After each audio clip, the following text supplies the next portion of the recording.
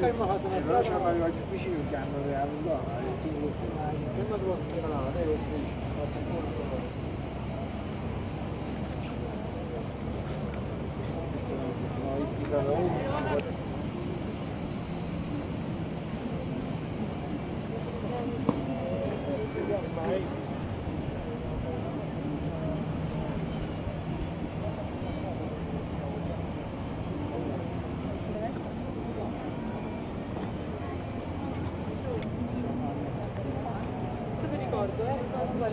Gerçekten manzara inanılmaz ya. Ne yapsınlar? Hani Afrika ağaçları buraya koysan bulalım mı diyoruz şu an?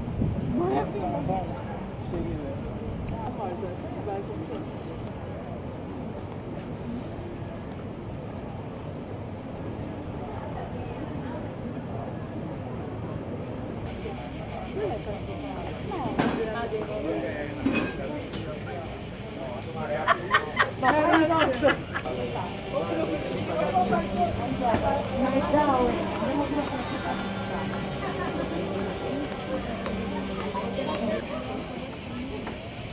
Böyle durayım mı? Böyle tutulma hiç poz verirken bir şey adam var.